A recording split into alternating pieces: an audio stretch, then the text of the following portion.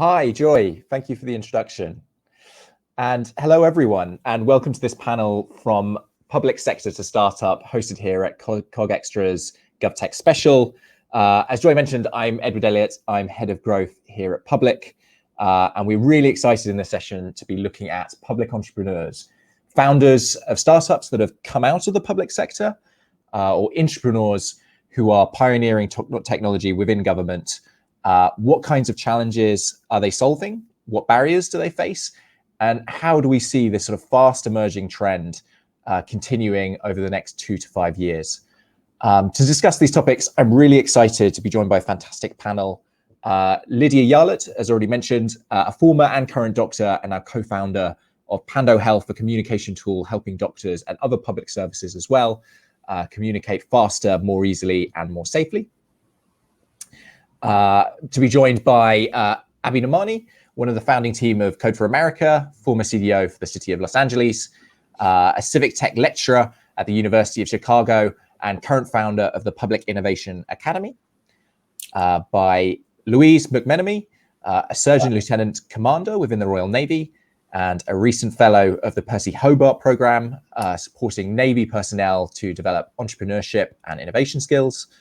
And by Lachelle Wall-Murrens, a researcher and expert here at Public on GovTech entrepreneurs, who I believe has 2 reports coming out fairly soon on public entrepreneurship. Thank you, everyone, for joining us. How are you all doing? Good. Good, thanks. Yeah, morning. Excellent, good stuff. Well, Abhi, maybe to kick off with you for the first question. You were, as already mentioned, you were part of the team that founded Code for America, which in many ways was one of the first sort of training projects providing civil servants with sort of skills or developing skills to build technology and tech products. We're now starting to see these kind of programs appear all across the world, more and more of them appearing every year. And there is a definite sort of growing phenomenon of founders of companies coming out of the public sector, or this idea of entrepreneurs within the public sector creating tech products in a similar mold to entrepreneurs. We broadly or sort of clumsily call this public entrepreneurship, but how would you conceptualize this trend and maybe explain it to someone who was approaching it for the first time? And why is this important when we think about government and innovation? Thanks, Edward. And I'm glad to be here, glad to be part of this impressive panel and talk about something really important, which is entrepreneurship in the public sector, right? The one thing that you mentioned my old company, Code for America, we like to say is that the 2 biggest levers for change in the 21st century is government and technology. So if you can bring the 2 together, the kind of impact you can have is profound. But you asked a good question, which is how do you think about this conceptually? So an interesting question is, how do people describe their relationship to government? Like, is government something we do together, or is government us versus them, right? That's the government, this is us over here. And when we started building Code for America, what we realized is there's actually more merit to that metaphor than you'd think, in that when you work inside government, you see a world around you when it comes to technology that looks entirely foreign to you or me on the outside, right? And the folks who work inside government can speak to this, that the software is antiquated, it works in a different process. It doesn't match the digital experiences we have on the outside. And on the outside, when you work with government, you see maybe a website that doesn't work that great, but you don't see anything of the massive infrastructure powering that government agency that those government folks have to deal with every day. So there's a wall. And Code for America, the first year, our tagline was first ones through the wall. The idea being that to have a thriving, innovative ecosystem, those 2 worlds, the private sector and the public sector, can't be so strongly separated. They have to see each other, and quite literally. So that's what programs like Code for America, what I believe your Percy Fellowship does, is it gives people a chance to see each other, right? So you're a technologist from Silicon Valley or whatever you call it in London, and you don't know what's going on inside government. You don't know what problems to solve because you haven't been there. But if you go spend 6 weeks inside a government agency, you're going to get some ideas, and those ideas turn into startups. And the same thing happens on the other side. As you take a public sector employee, put them in the private sector, they start getting creative about new solutions and opportunities. And the last thing I'd say is the opportunity is massive. Right? In the US alone, just in the States, we spend $180 billion a year on technology. That's not like a market valuation of $180 billion. That's an annual spend. So when you think of the opportunity here, it's profound. And What we need more is more people seeing each other and more people talking to each other to get more things done. Fantastic. That's a fantastic summary to kick us off with. And Lachelle, maybe to come to you, as Abby points out, there is this sort of need to sort of blur the boundaries a little bit between what is private sector and what is public sector. And I think we're already starting to see that happen in terms of, as previously mentioned, individuals who have worked in public services and maybe face challenges coming out of the public services to create companies that will then ultimately, serve and go back in to fix problems. This is an area, you've been studying quite a bit. I'd be really keen to understand and maybe to express to the rest of the audience, what kinds of these what kinds of people are these sort of public entrepreneurs? Where are they coming from, and what kinds of solutions are they trying to build? And what trends have you seen in the data that you've analyzed? Yeah, so I've spent the largest part of this year talking to and interviewing public entrepreneurs, and they're mostly coming from two places. And there's important distinction between the two, which I'll explain in a bit. The first is the healthcare sector. I think over half of the public entrepreneurs in my sample are previous or current healthcare practitioners, and many of them continue to practice even after founding quite successful companies. And the reason we sort of see this predominance of healthcare practitioners turning into founders is because, there's two reasons. The first is health tech is by far the most established and mature of the GovTech sectors.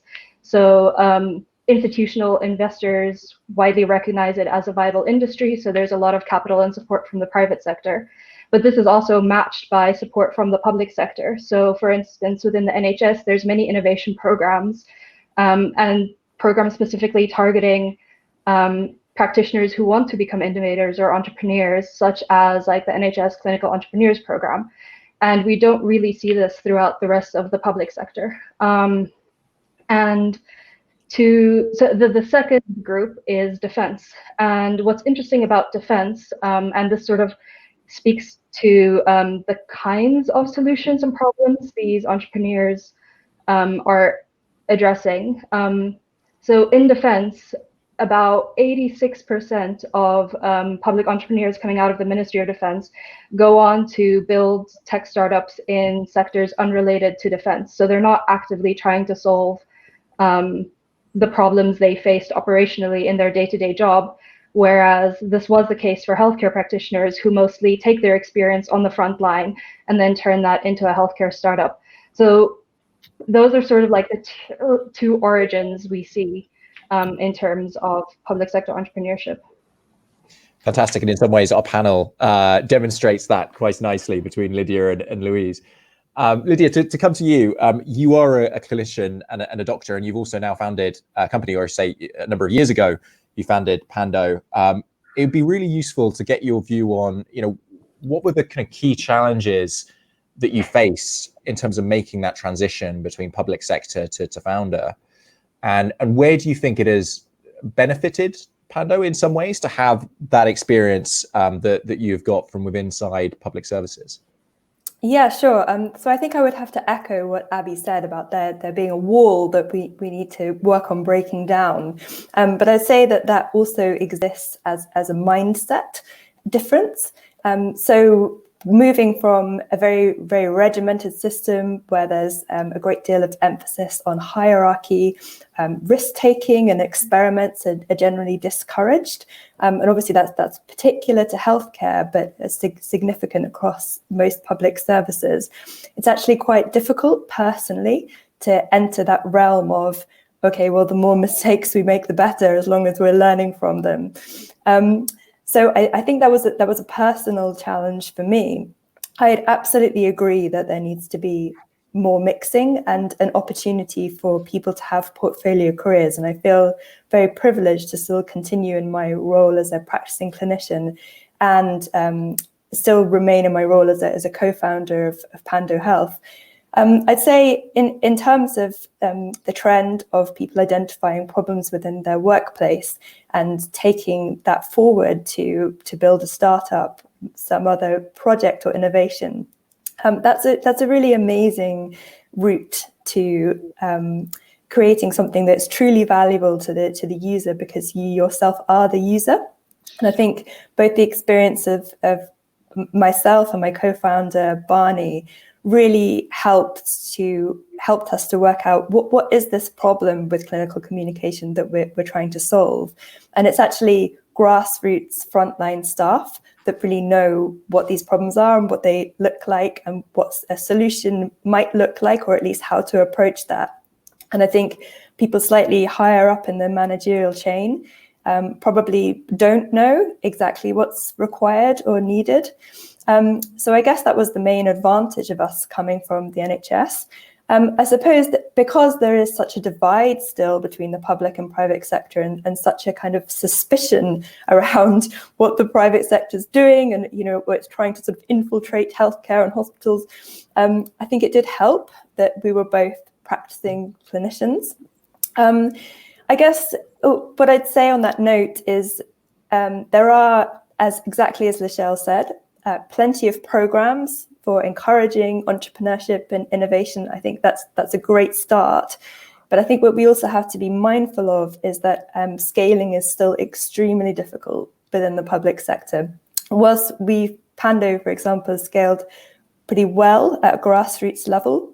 So we've got about 70,000 clinicians in the UK using us. We've still had real difficulty going through those approval processes, and ultimately making our company sustainable.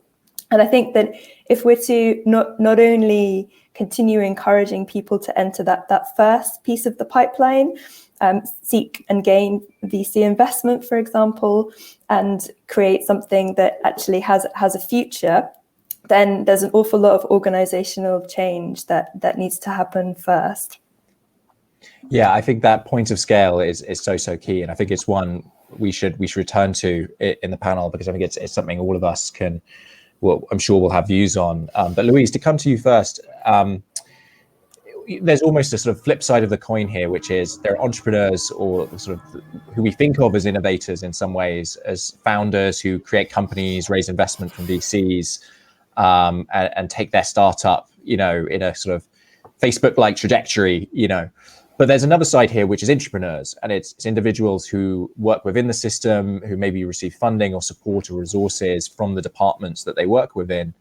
I was wondering if you could just reflect from your experiences, either through the Percy Hobart program or more widely, as to what do you think both the advantages of that route might be, but also some areas where you have to be mindful if you're thinking of becoming an entrepreneur.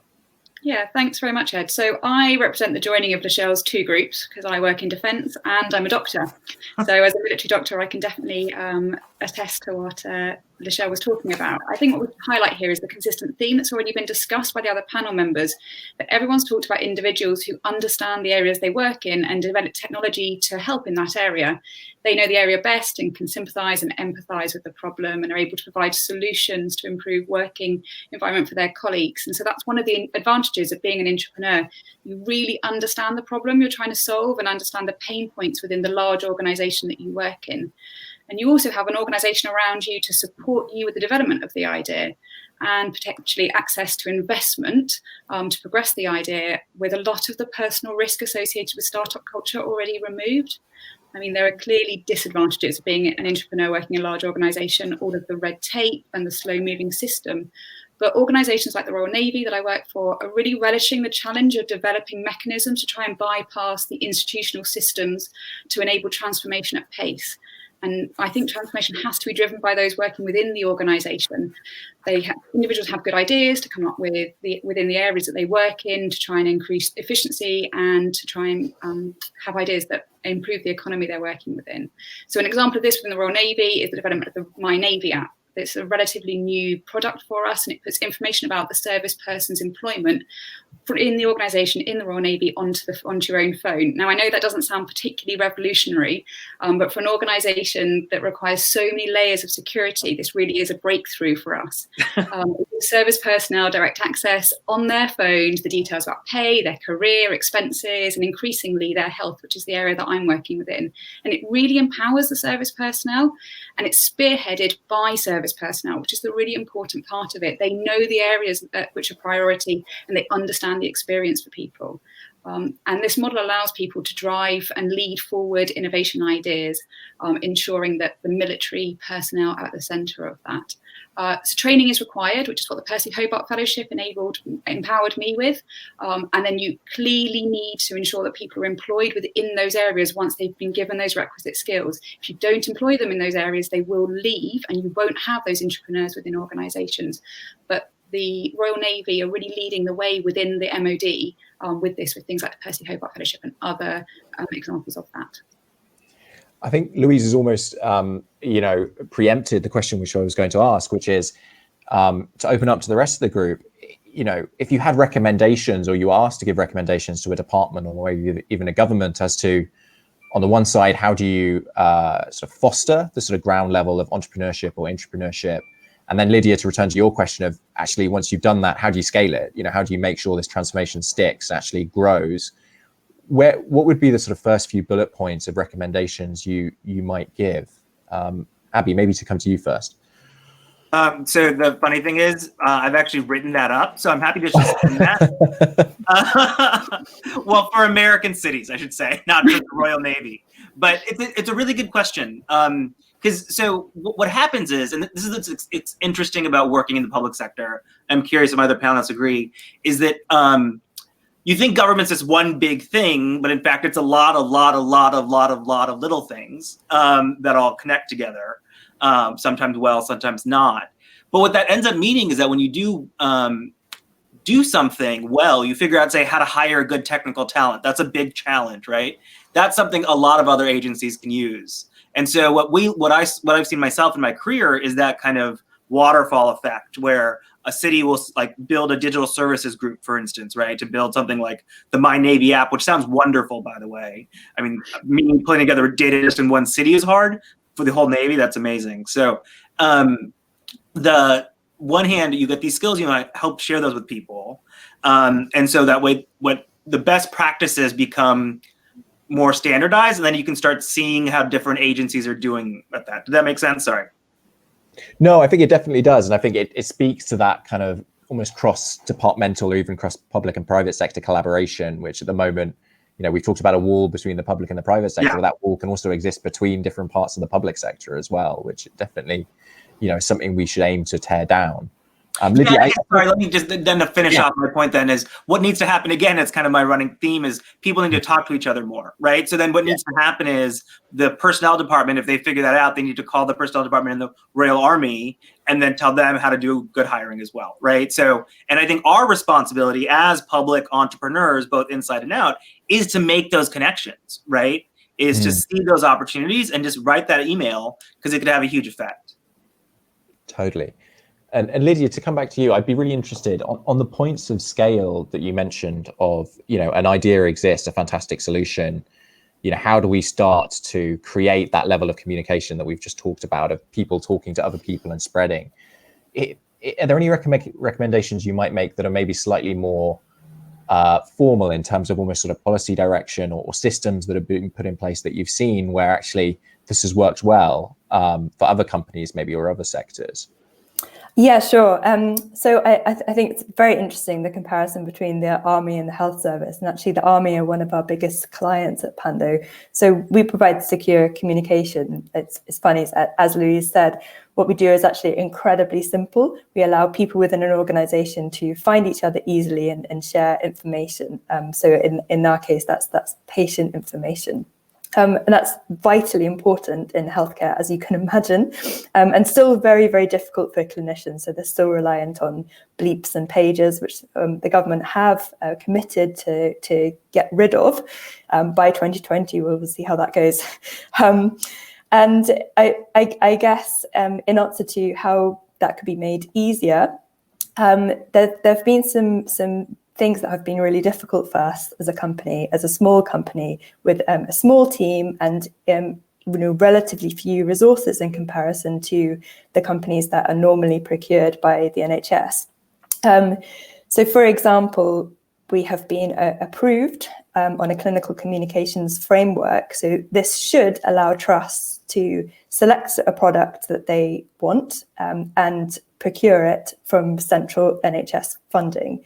In fact, that's been fraught with challenges. First of all, leadership and organization. So it's been very difficult to find out who is the right person to talk to at the right time. And I think, wasting kind of weeks and potentially months doing that is something that actually ultimately kills startups. I think, clarity about deadlines and, for example, when payments will be made, for which there's been very little, is also very important because of that generic problem of runway.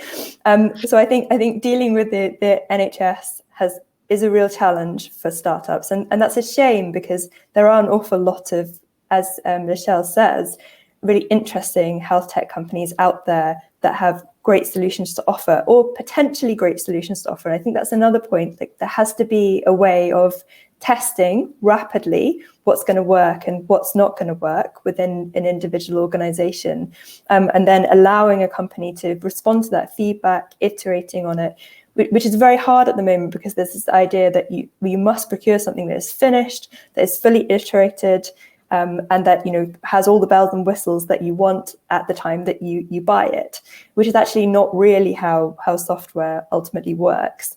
So I'd say those three things. I'd say organization and knowing who startups, having a clear route to communicating with the organizations that they're trying to work with. I'd say good communication about things like deadlines and sticking to those. And then I'd say also, as Louise alluded to, rapid testing of potential solutions, discarding any that don't work, and helping work with the company that you think might provide the solution ultimately in order to help them grow and iterate.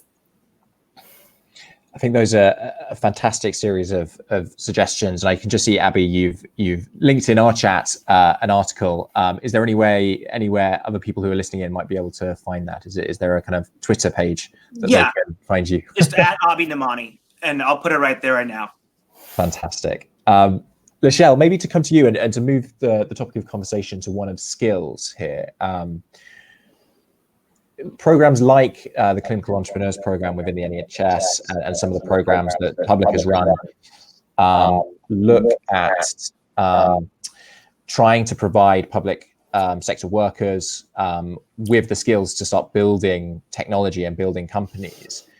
If you were to sort of try and pick out almost the constituent parts here of how what are the things you need to add to the repertoire of a doctor or a police officer or even a local councillor to turn them into a entrepreneur or a founder, what are the key skills that we're talking about here? Yeah, so this is actually a question I put to many of the founders I interviewed. Like, in hindsight, what do you think was the most important thing you had to learn on your entrepreneurial journey?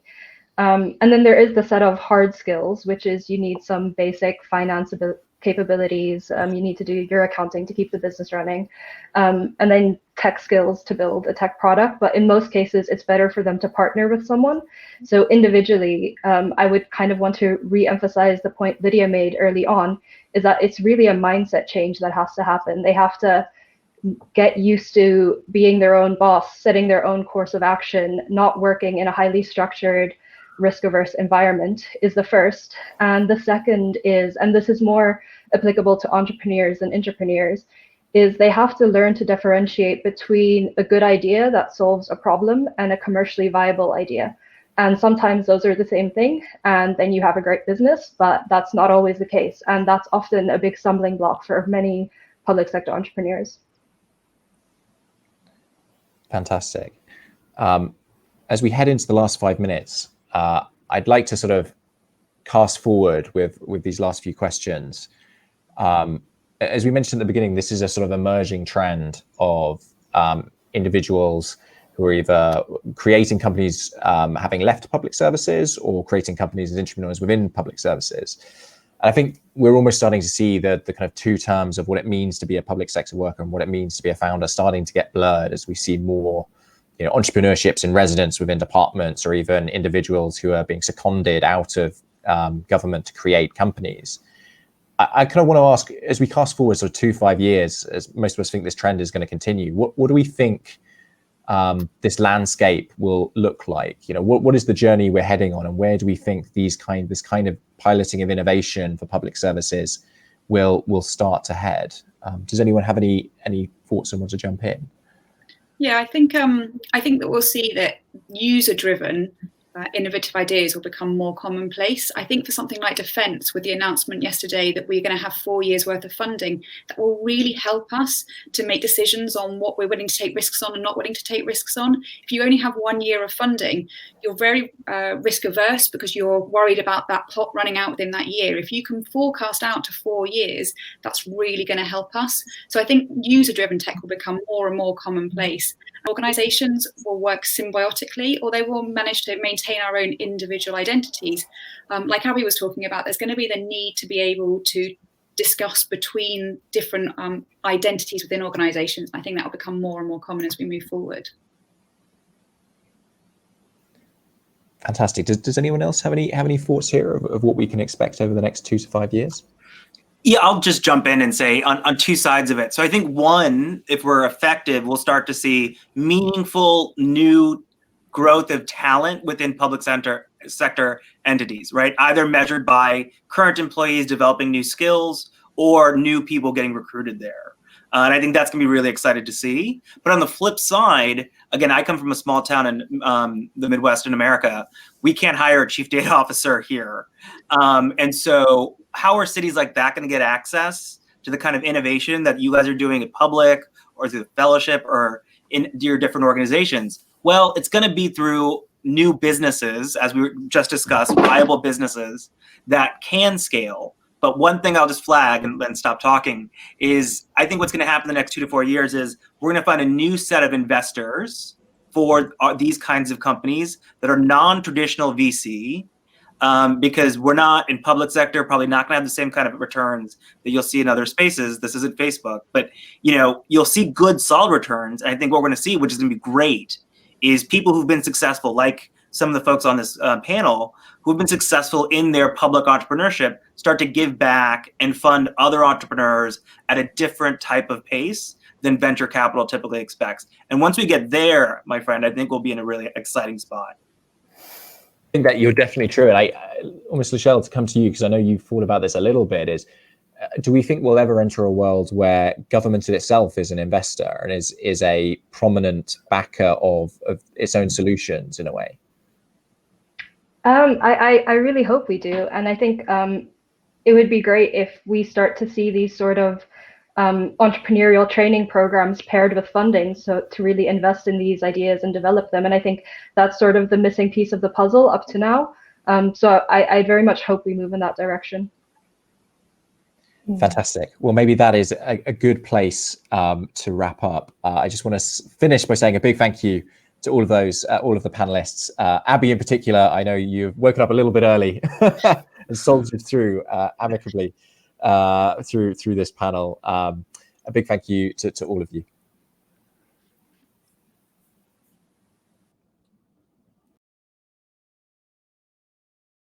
Want access to more CogX videos? Subscribe now for free at cogx.co.